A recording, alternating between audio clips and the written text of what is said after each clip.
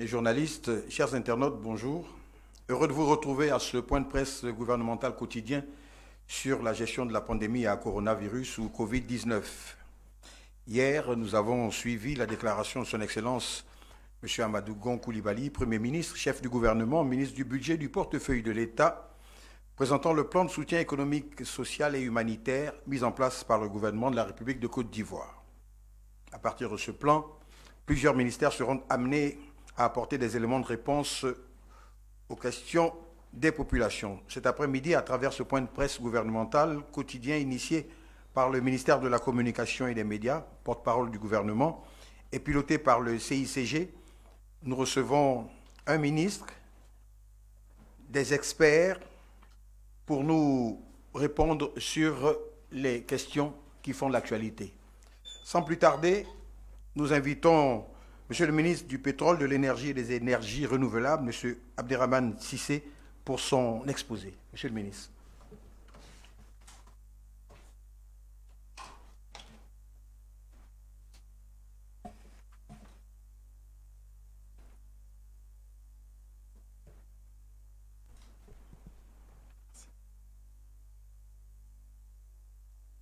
Mesdames et messieurs, chers amis de la presse, je propose aujourd'hui de vous donner quelques informations complémentaires suite au message à la nation d'hier de Monsieur le Premier ministre. Donc, pour compléter ce qui a été dit par Monsieur le Premier ministre, nous allons vous lire un communiqué spécifique sur les mesures qui ont été décidées par le gouvernement dans le secteur de l'énergie. Et on parlera aussi des hydrocarbures. Et ensuite, on va se prêter à vos questions pour répondre aux différentes préoccupations que vous pourriez éventuellement avoir. Donc, permettez-moi de lire le communiqué élaboré par le ministère du Pétrole, de l'Énergie et des Énergies renouvelables pour faire suite au message qui a été donné hier par Monsieur le Premier ministre.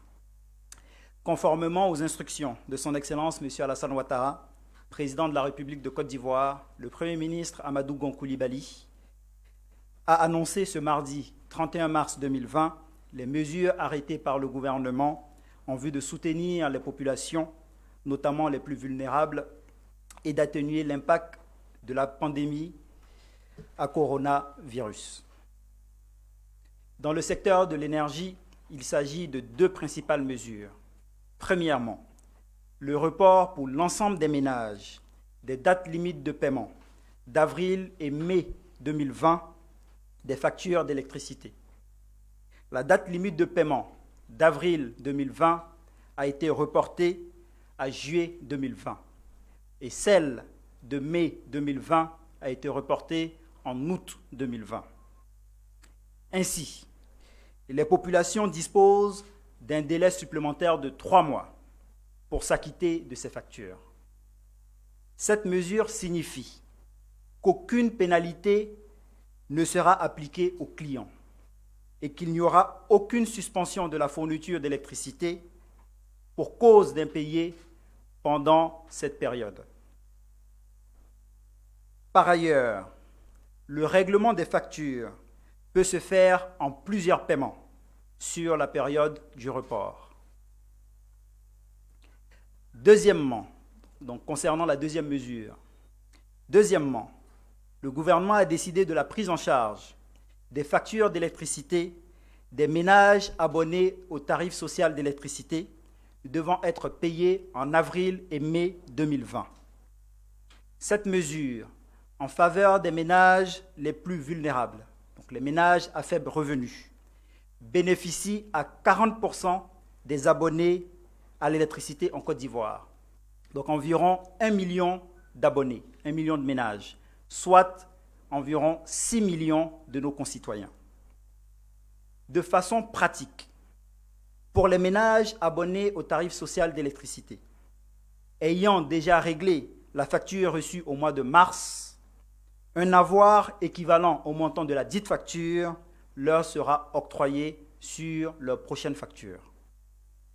Pour les abonnés à l'électricité en mode prépaiement, la prise en charge de l'État leur sera octroyée dès la semaine prochaine sous la forme d'un crédit d'énergie gratuit.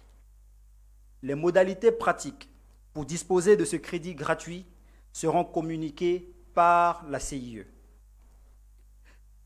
Bien entendu, nous avons exposé les deux principales mesures dans le secteur de l'énergie. Des dispositions sont aussi prises par le gouvernement, par le ministère du pétrole, de l'énergie et des énergies renouvelables pour veiller à ce qu'il y ait une bonne fourniture d'électricité sur toute l'étendue du territoire, pour veiller aussi à ce qu'il y ait une bonne fourniture et un bon approvisionnement en produits pétroliers sur toute l'étendue du territoire.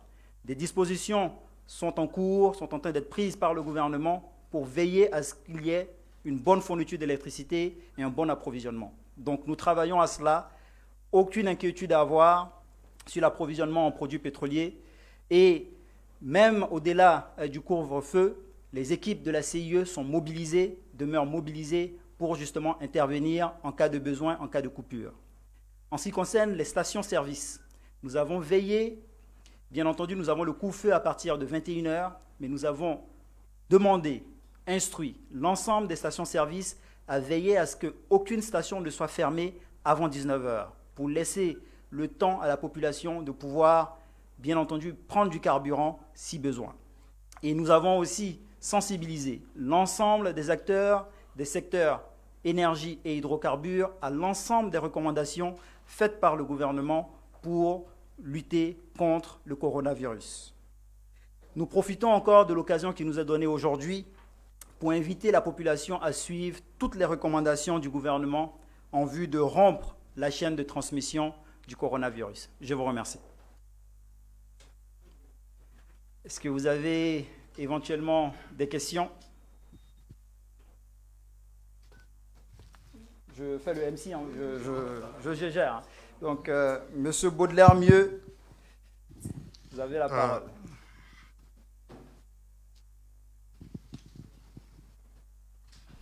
Monsieur le ministre, je voudrais savoir, en ce qui concerne le report du paiement des factures, est-ce que pendant cette période-là, la facturation sera suspendue? Ça, c'est ma première question. C'est-à-dire C'est-à-dire que, est-ce qu'il y aura une gratuité pendant, parce qu'on risque d'arriver à un pic où des factures pourraient s'accumuler. Donc, je voulais savoir quelle sera la modalité pratique pour que, par exemple, en juillet, au sortir, sans lever de la crise, on puisse pas se retrouver des abonnés qui viennent de payer une facture, qui vont se retrouver une autre facture. Donc, quelle est la modalité pratique pour éviter ce genre de situation? Et ma seconde préoccupation, c'était de savoir, toutes ces mesures que vous avez énoncées, ça va coûter combien? Elle est évaluée à combien? Combien est-ce que le gouvernement injecte à la CIE, parce que c'est le gouvernement qui se charge de régler les factures? Ça va coûter combien à l'État? Et enfin, par rapport à la situation, la grave crise sanitaire que nous vivons, on se rend compte que dans plusieurs entreprises, tout est réduit à minima. Donc, je voulais savoir, pour les cadres, parlant de la CIE, est-ce que la CIE continue de fonctionner à plein régime ou est-ce qu'il y a des dispositions qui ont été mises en place pour permettre la continuité des services? Et c'est valable aussi en ce qui concerne les plateformes pétrolières où le gaz naturel est extrait pour alimenter les centrales thermiques. Parfait. On prend une série ou on va au tac à tac? On prend une série, allez-y. Mahama Traoré de la RTI. Alors, Monsieur le ministre, comment expliquer la baisse du carburant en cette période où même les pays producteurs sont fortement touchés par cette pandémie? C'est vrai que c'est une bonne nouvelle, mais comment vous l'expliquez? Et sur la durée, sur les 3 ou les 6 mois à venir, quelle pourrait être la tendance? Est-ce qu'on va assister à une tendance baissière ou haussière?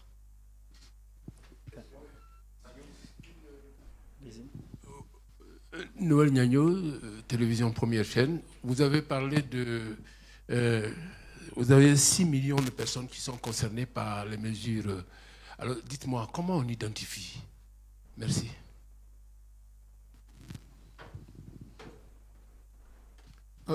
Germain Gabo, Fraternité Matin.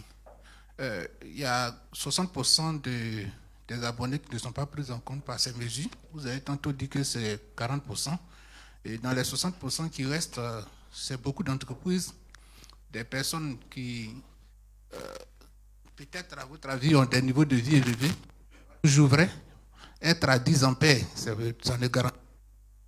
Et qu'est-ce qui est prévu pour les entreprises qui, dans cette situation, enregistrent beaucoup de pertes en termes de factures à payer? Et pour les autres qui sont au-delà des 5 ampères, mais qui n'ont pas forcément les moyens, qui seront fortement impactés, quand on sait le coût des factures d'électricité à Abidjan, qui sont différents, ces coûts-là sont différents de ceux qu'on a dans un village où les gens ont juste le ventilateur ici. On peut avoir des factures qui vont à 40 000, qui sont vraiment élevées. Qu'est-ce qui sera fait pour ces fonctionnaires qu'on pense qu'ils ont un salaire moyen ou en réalité, ils souffrent plus que ceux qui sont au village? Merci. Je vous remercie pour ces questions. Donc, comme vous l'avez noté, je suis en compagnie du DG de l'énergie, M. Sabati, et aussi du DG de la CIE, donc qui pourront compléter au besoin les éléments de réponse que je vais vous apporter. Concernant la question du report, donc, comme nous l'indiquons, c'est un report. Et cela est fait justement pour donner la possibilité aux différents ménages de pouvoir bénéficier d'un délai de paiement.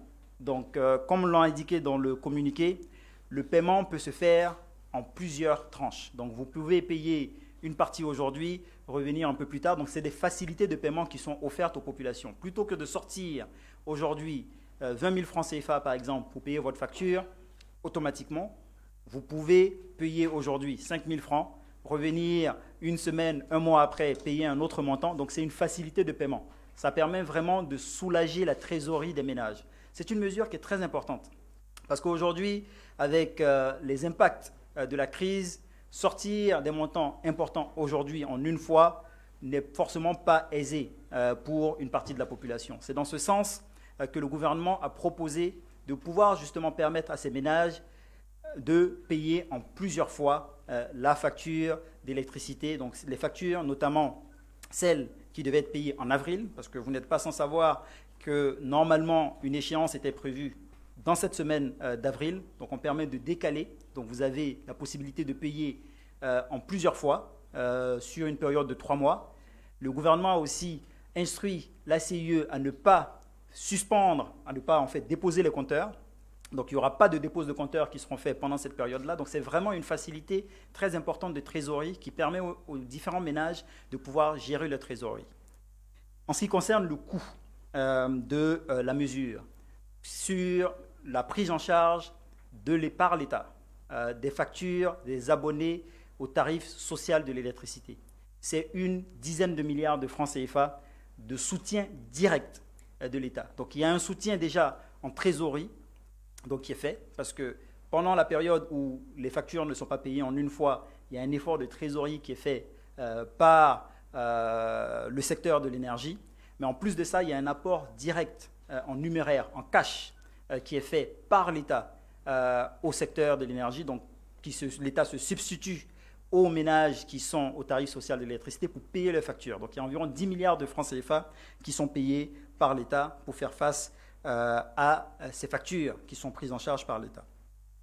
En ce qui concerne le choix, donc pour traiter les questions dans le même, les sujets en même temps, donc c'est 40% des abonnés en Côte d'Ivoire. Donc il n'y a pas un choix en tant que tel qui est fait. Le choix se fait sur votre mode de facturation. Aujourd'hui, vous avez plusieurs mode de facturation. Vous pouvez décider d'aller au 10 ampères, vous pouvez décider d'aller au 30 ampères, vous pouvez faire du monophasé, vous pouvez faire du triphasé. Il y a un tarif qui est le tarif social, qui est un tarif destiné à nos ménages les plus vulnérables. Donc les ménages qui ont des revenus faibles. Donc ce n'est pas une question d'être à Abidjan ou d'être à l'intérieur du pays, d'être au village ou d'être dans une ville. C'est un tarif qui est disponible pour tous. Vous pouvez être ici à Abidjan et bénéficier de ce tarif. Donc ce tarif est un tarif qui existe. Justement, vous ne pouvez pas, bien entendu, avoir un climatiseur, 3 climatiseurs et avoir ce tarif-là. C'est un tarif qui est fait pour les ménages à faible revenu. Et imaginez-vous, vous avez 40% d'abonnés en Côte d'Ivoire qui bénéficient de ce tarif, qui sont sur ce tarif-là. Donc c'est vraiment un soutien qui est fait à cette population en particulier, pour leur permettre de pouvoir faire face à la crise que nous traversons, à la pandémie que nous traversons. Donc ça leur donne l'opportunité, au lieu de prendre les ressources qu'elles ont aujourd'hui pour payer de l'électricité, de pouvoir prendre ces ressources-là et faire autre chose, notamment l'achat de kits alimentaires, de kits sanitaires et autres. Donc c'est vraiment un soutien de l'État qui a été fait pour les ménages les plus vulnérables. Pas pour dire que les 60% autres n'en ont pas besoin, mais nous avons jugé que ceux qui sont dans les 40% ont vraiment besoin de cette mesure-là. Maintenant, il ne faut pas dire que les 60% sont délaissés. Hier, le Premier ministre a présenté une série de mesures.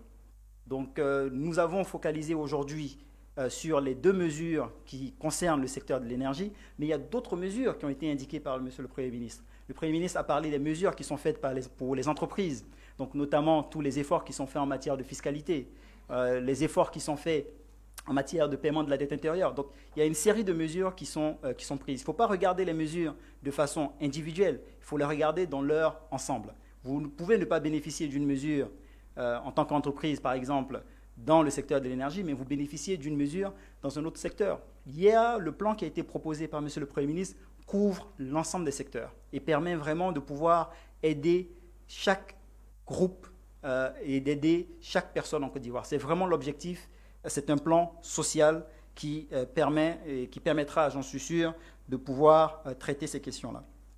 Une préoccupation a été posée au niveau de la CIR. Là aussi, je peux vous rassurer, la CIR fonctionne parfaitement. Toutes les entreprises que nous avons fonctionnent parfaitement. Bien entendu, nous avons été obligés de revoir un petit peu les modes de fonctionnement pour veiller à ce que les choses se passent bien, conformément aux recommandations du gouvernement. Vous prenez par exemple les entreprises qui sont sur les plateformes pétrolières. Normalement, elles font une partie, elles passent une partie en mer, elles reviennent sur terre et ensuite elles repartent. Compte tenu de la crise à coronavirus, nous avons décidé d'un confinement obligatoire de 14 jours avant d'aller en mer. Donc, lorsque vous revenez sur terre, vous pouvez profiter de votre famille, mais lorsque vous devez repartir en mer, on vous impose un confinement obligatoire de 14 jours avant de monter en mer. Donc, nous avons bien entendu fait quelques aménagements pour tenir compte de la situation, mais nous veillons à ce que tout se passe bien, que ce soit en matière de fourniture de gaz, en matière de fourniture d'électricité, en matière de fourniture de produits pétroliers. L'État travaille à ce que les choses se passent bien et nous avons pris les dispositions et nous pensons que tout se passera très bien. En ce qui concerne le carburant, donc vous avez noté que l'État a procédé ce matin, dès aujourd'hui, en tout cas dès le 1er avril, à une baisse des prix du carburant, donc que ce soit sur le gazoil et sur le super. Donc nous avons baissé le prix du super de 30 francs CFA par litre. Donc le prix du super est aujourd'hui à 595 francs CFA par litre. Et nous avons baissé de 20 francs CFA par litre le prix du gasoil. Donc il se retrouve aujourd'hui à 590 francs CFA par litre. Il faut dire que nous suivons la situation de l'évolution des prix du pétrole. Tous les mois, nous regardons et nous décidons du prix qui doit être appliqué au niveau de la Côte d'Ivoire. Est-ce que les prix sur le marché international vont continuer, vont rester là où ils sont ou est-ce qu'ils vont monter? C'est dur à dire. Mais il faut dire aujourd'hui que nous avons atteint des niveaux de l'ordre de 25 $ le baril. Il y a possibilité que ces prix repartent. Ça dépend de la durée de la pandémie. Si la pandémie ne dure pas assez, les prix vont sûrement repartir à la hausse. Donc, nous suivons avec beaucoup d'attention cette évolution et l'État veille à ce que les prix, en tout cas en Côte d'Ivoire, soient soutenables pour la population. Et c'est justement dans cette logique-là qu'il a été procédé à cette baisse de 30 francs sur le super et de 20 francs sur le gasoil. Vous pouvez aussi comparer les prix que nous avons en Côte d'Ivoire par rapport aux prix dans les pays de la sous-région. Vous prenez par exemple le Mali. Sur le super, le Mali est à 723 francs CFA par litre. nous sommes à 595 francs CFA en Côte d'Ivoire. Prenez le Sénégal, sur le super, le Sénégal est à 775 francs CFA par litre sur le super.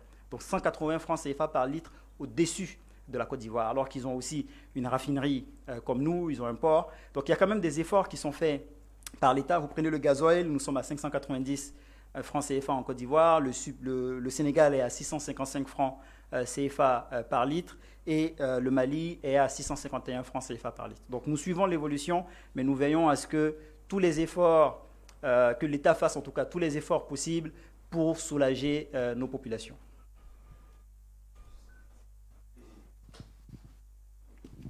Bon, Delphine Gla, de la télévision ivoirienne. Quelle est la situation des abonnés CIE avec compteur prépayé? Qu'est-ce que vous entendez par la situation? Ça a été décidé à leur niveau pour des gens qui payent chaque fois par carte. Exactement. Donc, dans le cadre de la mesure arrêtée par le gouvernement et communiquée hier par M. le Premier ministre, tous les abonnés au tarif social, qu'ils soient en prépayé ou alors avec une facture, leur consommation pour les mois d'avril, pour les mois en tout cas, pour les factures dues en avril et mai seront prises en charge. Donc même les prépayés sont concernés. Donc c'est tous les abonnés au tarif social. Ceux qui ont une facture qui n'a pas encore été payée et qui devait être payée là, parce que comme je vous l'ai dit, la date limite c'était le mois d'avril, ceux-là n'ont pas à payer parce que l'État prendra en charge. Je précise, il s'agit des abonnés au tarif social qui représentent 40% du nombre d'abonnés en Côte d'Ivoire. Certains avaient déjà payé leurs factures parce que lorsqu'on vous dit la date limite, c'est par exemple le 10 avril, souvent vous n'attendez pas le 10 avril pour aller payer votre facture, vous la payez plus tôt. Donc certains ont déjà payé leurs factures. Pour ceux-là, un avoir sera mis sur leur prochaine facture. Donc l'État rembourse le paiement qu'ils ont déjà fait pour que les choses soient claires. Donc l'État va rembourser à ceux qui ont déjà payé les montants. Donc si vous avez déjà payé par exemple 10 000 francs, on vous donnera un avoir de 10 000 francs sur vos prochaines factures. En ce qui concerne les prépayés, donc ceux qui sont à carte, là aussi, l'État va vous donner un crédit sur votre carte à hauteur de vos consommations habituelles. Donc si vous consommez par exemple pour 10 000 francs, on rechargera votre carte à hauteur de 10 000 francs. Mais les modalités précises seront communiquées par la CIE. Mais cela rentrera en vigueur pour ceux qui sont au prépayé dès la semaine prochaine. Je ne sais pas si le DG de la CIE ou le DGE veut rajouter un point.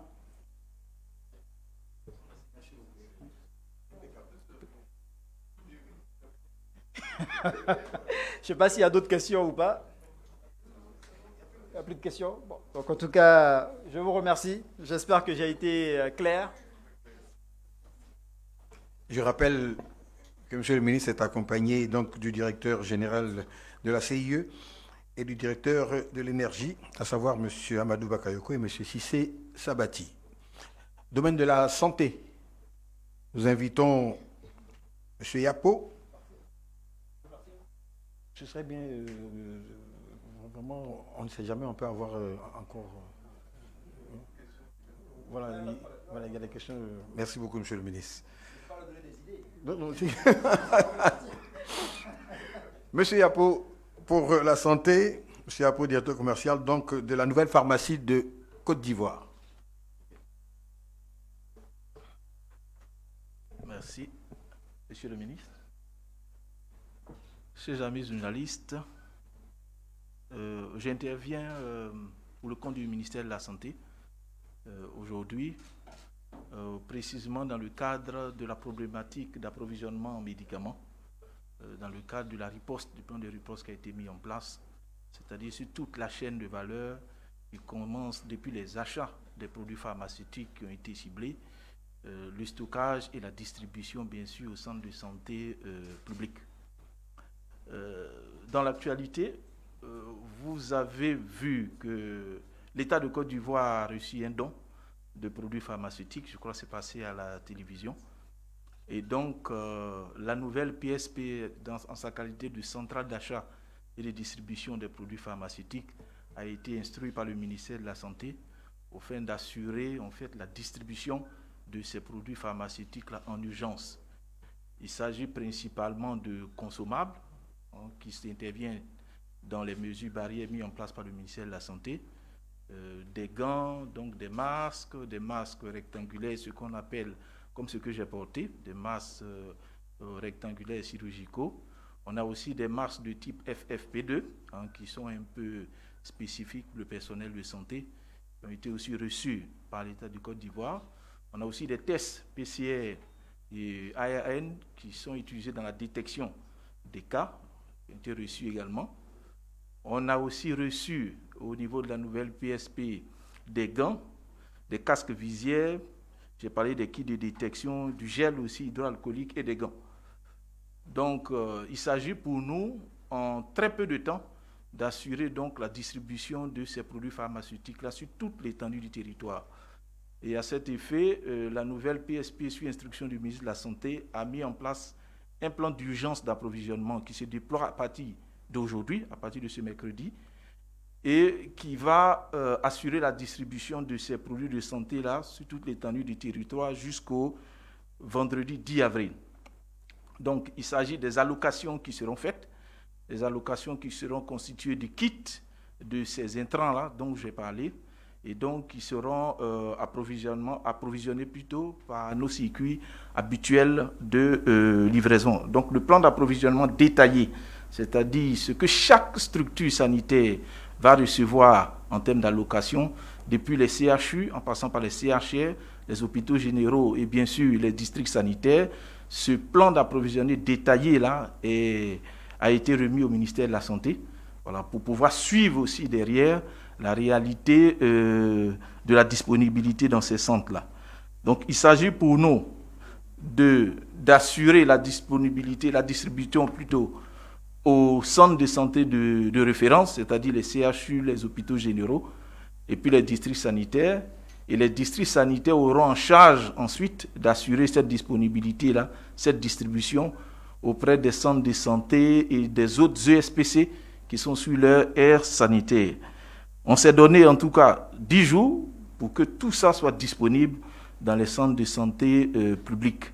Il est clair et nous sommes conscients que c'est une urgence, parce que si vous avez vu aussi, les agents de santé sont quand même préoccupés, parce qu'ils trouvent qu'ils n'ont pas assez d'outils de protection. C'est en fait une réalité planétaire. Ce n'est pas spécifique à l'État de Côte d'Ivoire. Aujourd'hui, malheureusement, cette pandémie-là est installée dans tous les pays et en même temps. Donc ça fait que la production des bavettes et des gels devient problématique. Et aujourd'hui, les fournisseurs sont assez débordés, les carnets de commandes sont chargés et ils le font aujourd'hui par priorisation et par coût. Et lorsque vous les avez, ce n'est pas évident de négocier des prix concurrentiels auprès de ces fabricants. Ensuite, on a aussi des combinaisons, parce que ça aussi, ça fait l'objet de demandes. On a aussi des combinaisons de protection. Et j'ai parlé tout à l'heure des tests, mais les combinaisons et les tests ne feront pas l'objet de distribution à grande échelle.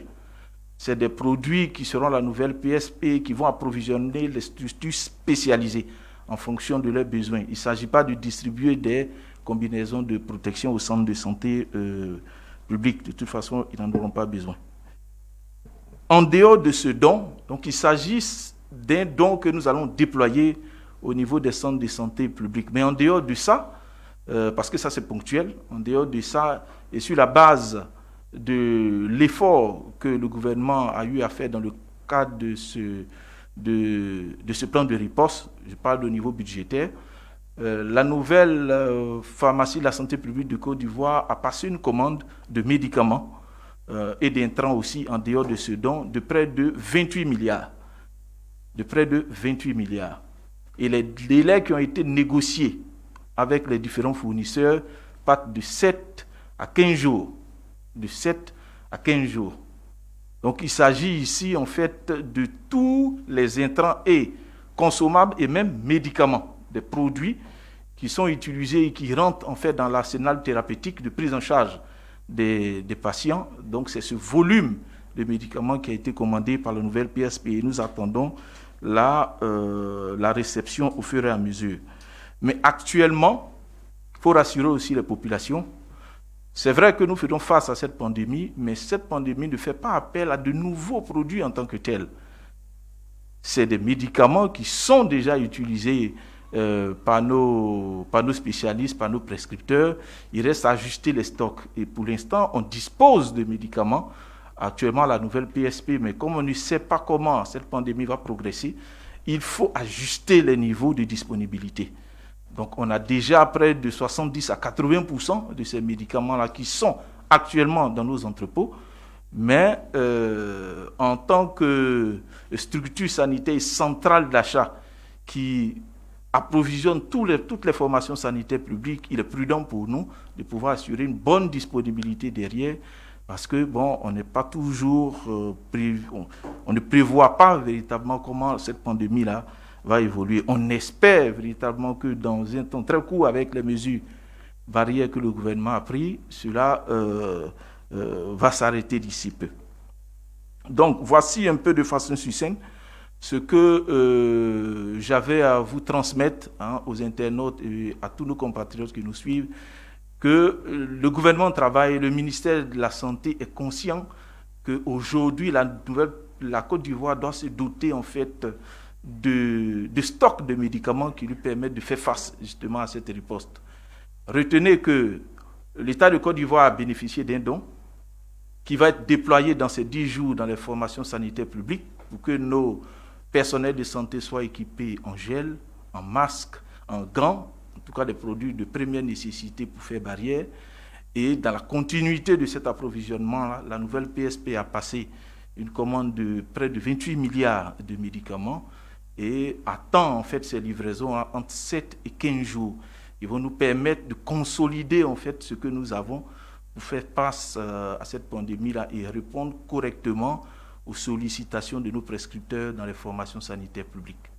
Voici un peu le point succinct que j'avais voulu vous faire ce matin et je me soumets à vos questions. Merci. Question? Dites-moi que pour le moment, on ne sait pas s'il y a des médicaments contre le coronavirus. Vous parlez chaque fois de médicaments.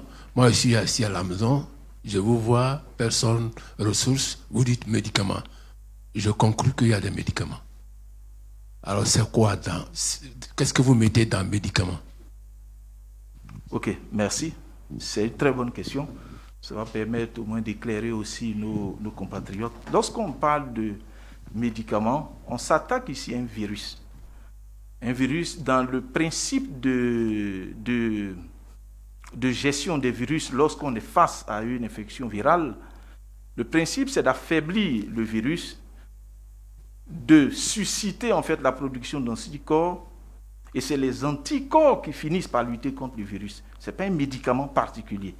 Les médicaments que vous utilisez sont destinés à gérer en fait les symptômes qui sont dus à l'affection virale. C'est-à-dire si vous avez pic de fièvre, vous allez prendre du paracétamol, si vous êtes enrhumé, mais c'est des médicaments qu'on vous donne pour pouvoir gérer l'abcès symptomatique. Mais l'objectif, c'est que le système immunitaire prenne le relais et puisse travailler contre le virus.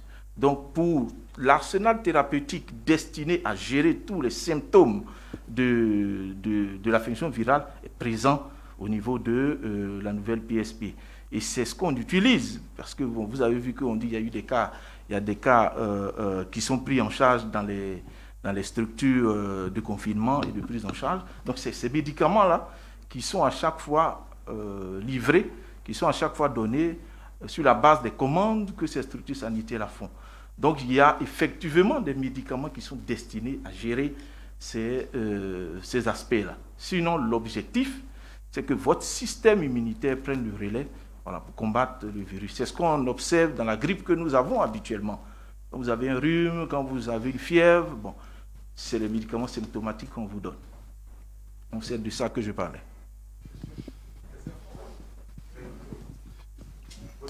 Vous avez annoncé une commande de 28 milliards de médicaments. C'est bien ça.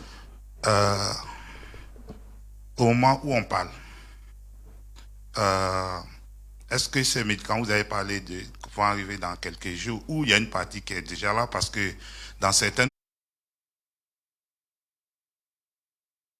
communications qu'on a entendues, on avait l'impression que les médicaments étaient sur place. Est-ce qu'aujourd'hui, au moment où nous parlons, est-ce qu'il y a une partie de ces médicaments-là qui sont sur place? Et il y a aussi une question fondamentale qui préoccupe les Ivoiriens, c'est le problème des respirateurs, puisque c'est une pathologie qui crée des troubles respiratoires. Est-ce qu'aujourd'hui en Côte d'Ivoire, dans les commandes que vous avez faites, existe-t-il des respirateurs et en quelle quantité ça a été commandé pour terminer sur la même question? Je voulais savoir aujourd'hui en termes de tests. Le ministre avait annoncé la dernière fois une commande de 20 000 tests anticorps pour pouvoir faire les tests. Aujourd'hui, la Côte d'Ivoire dispose de combien de tests? Et est-ce qu'on arrivera un jour à un dépistage systématique ou ça sera, on va toujours continuer sur le même format? Ok, c'est beaucoup de questions en même temps. Comme je dis, c'est sur plusieurs secteurs, mais je vais essayer de vous éclairer. Vous savez, en fait, lorsqu'on parle de commande de médicaments, ce que je veux vous dire, la nouvelle PSP hors coronavirus, c'est-à-dire dans son fonctionnement habituel, commande par année près de 40 milliards de médicaments. 40 milliards à peu près, entre 30 et 40 milliards sur ces 3 dernières années. Et lorsqu'on passe une commande de 28 milliards, je ne pense pas qu'en fait, on attend cette commande-là pour travailler. Je l'ai dit, les médicaments utilisés dans le cadre de la riposte sont déjà disponibles au niveau de la nouvelle PSP. Lorsqu'on parle de disponibilité à 80%, c'est qu'il y a des médicaments spécifiques qui ont fait l'objet d'une demande de la part des scientifiques. C'est ce qu'il faut ajouter, en fait, dans le stock. Mais sinon, c'est des plans d'approvisionnement qui sont faits. Et aujourd'hui, comme je vous ai dit, compte tenu de la pandémie qui touche toute la planète, lorsque vous passez une commande, la question du transit devient problématique. Pour ceux qui sont dans le domaine, ils peuvent comprendre de quoi je parle. Donc, vous pouvez trouver un fournisseur pour ce médicament, mais c'est l'acheminement qui devient compliqué avec tout ce que vous connaissez comme difficultés par pays. Certains même ont mis des barrières pour ne pas faire sortir un certain type de médicaments. Et là, c'est des négociations avec le ministère de la Santé qui nous permettent d'avancer en fait sur ces dossiers-là. Et c'est l'intervention du gouvernement qui donne en fait ces délais. Sinon, ça va être plus long en fait. Donc, c'est pour vous dire que en fait, les 28 milliards que nous commandons, il n'y a pas de risque lié en fait aux problématiques d'envoi. Parce qu'on a déjà, en fait, un stock de réaction qui est déjà sur place. Maintenant, pour les appareils respiratoires, effectivement, je n'ai pas les dernières données du ministère en termes de quantité. Mais dans les commandes, existent bel et bien des respiratoires. Parce que là, ça a été un problème que l'Europe a connu et connaît actuellement. Parce que lorsque on avance dans le stade de l'épidémie, on a affaire à des tests respiratoires qu'il faut prendre en charge. Et donc, on essaie d'anticiper ça. Des respirateurs ont été commandés. Je n'ai pas le détail pour vous donner la quantité, mais cela a été pris en charge dans l'enveloppe budgétaire que le gouvernement a mis en place. Je confirme effectivement qu'on a réceptionné, là je ne parle pas en espérance, on a réceptionné bel et bien près de 20 000 tests que le ministre a annoncé. Et ces tests, actuellement, ont été déployés auprès de l'Institut Pasteur. Donc, vous pouvez vérifier, c'est une certitude. Et je pense que peut-être il y a un dernier point de votre question que je n'ai pas... Concernant la santé, il y a une question ici. Allez-y. Rapidement,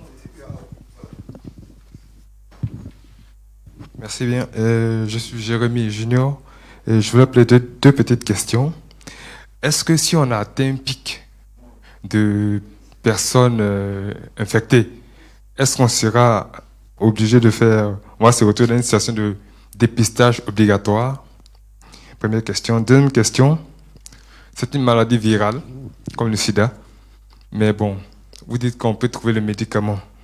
Alors que pour le sida, bon, il n'y a pas de médicament. Je voulais savoir juste la différence. Pour le VIH-sida, c'est des médicaments à vie, mais pour le corona, on peut trouver des médicaments, alors que pour le VIH aussi, c'est une maladie virale. Je voulais qu'on m'explique, je veux comprendre. Merci. Ok, première question. Est-ce que lorsqu'on va atteindre le pic, on sera à un stade de dépistage systématique? Je ne pourrais répondre à la place du ministère parce que je pense qu'on a aussi une politique qui est mise en place dans ce sens-là. Et derrière aussi, il y a des questions budgétaires. Donc je pense que des voix plus autorisées que moi pourront revenir sur cette question-là. Pour l'instant, on n'en est pas là. Contentons-nous de respecter les mesures barrières qui ne vont pas nous amener à cette situation-là. Ce que nous pouvons faire à notre niveau, pour ne pas en arriver là, je pense qu'il faudrait qu'on se concentre dessus. Maintenant, pour une affection virale, on a trouvé le médicament. Bon, je ne sais pas, si je me suis fait mal comprendre, je me reprends. Je n'ai pas dit qu'il y a un médicament qui soigne le coronavirus spécifiquement. Ce n'est pas ce que j'ai dit. J'ai dit qu'il y a un ensemble de médicaments, un arsenal thérapeutique qui gère la question symptomatique pour l'instant et qui permet au système immunitaire de prendre le relais et puis d'étouffer après le virus. Dans le cas du VIH, c'est différent. C'est différent. C'est deux affections au niveau deux affections virales, mais qui n'ont pas le même mode d'agression du système immunitaire. Donc, il ne faudrait pas faire des amalgames. Concentrons-nous pour l'instant sur ce corona-là dont on a affaire. On ne le découvre pas, hein, c'est une famille de virus déjà connue. Mais simplement, compte tenu de sa mutation qui s'est faite maintenant, il a un mode de fonctionnement qui attaque un peu les cellules de plusieurs façons. Mais je pense qu'il est en train d'être maîtrisé. Il est en train d'être maîtrisé. Ça, c'est la bonne nouvelle, ça. Merci beaucoup. Merci beaucoup. Dernier point sécuritaire, par monsieur le porte-parole de la police nationale, le commissaire principal Bleu Charlemagne.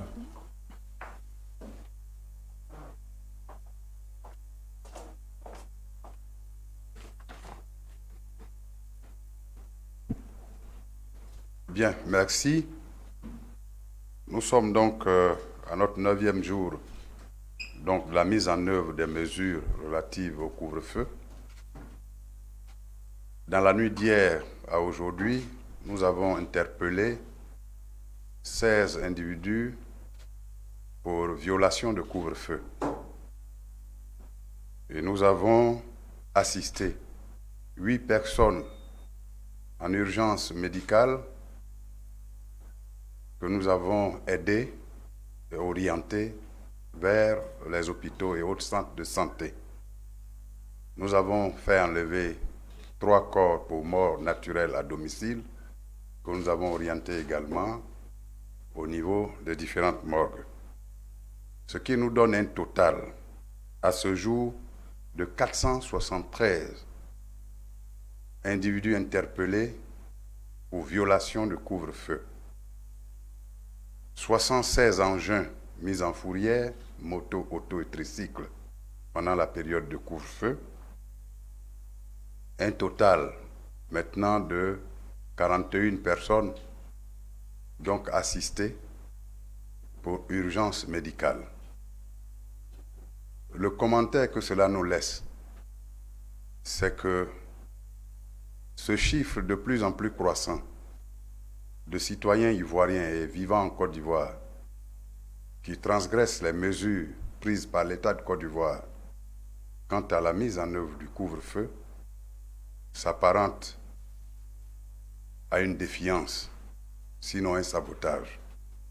Et la police nationale, votre police, ne ménagera aucun effort justement pour venir à bout de ces velléités.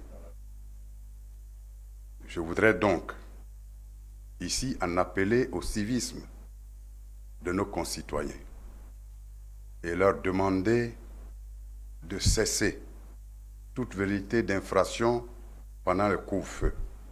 Je voudrais par ailleurs vous indiquer que hier, il a été question de riposte vigoureuse désormais au niveau de la police nationale et des FDS, qui tout en respectant les principes de respect des droits de l'homme, continueront de rester fermes pour protéger les populations ivoiriennes. Naturellement, 4 individus présumés auteurs des agressions à la machette du citoyen Nyoy Stéphane Bonnet à Abobo Bessé dans la nuit du 28 au 29 dernier ont été interpellés parmi les 16 que nous avons mis aux arrêts hier. Quant à l'observation de la mesure d'isolement du Grand Abidjan, après donc hier les visites de travail dans les différents corridors par M. le ministre de la Sécurité et de la Protection civile et ses collaborateurs des services opérationnels de la police nationale, tout est rentré dans l'ordre, tant du côté d'Atengue, de Dabou, d'Alépé que d'Aboisseau, où des dispositions sont prises pour fluidifier le déplacement de nos concitoyens à ces corridors. Je vous remercie. Et me tiens naturellement à votre disposition si d'éventuelles questions, préoccupations sont nécessaires pour vos éclairages. Merci.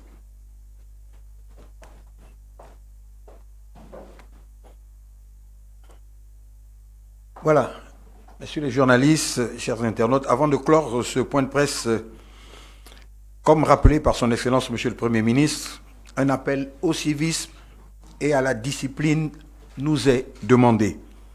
Et le strict respect des gestes barrières, à savoir se laver régulièrement les mains avec de l'eau et du savon ou l'utilisation de gel hydroalcoolique, tousser en éternuant dans le creux du coude ou dans un mouchoir à usage unique et le jeter dans une poubelle, éviter de se serrer les mains pour se saluer, éviter de s'embrasser, observer une distance d'au moins 1 mètre entre personnes, éviter les rassemblements et les déplacements non indispensables.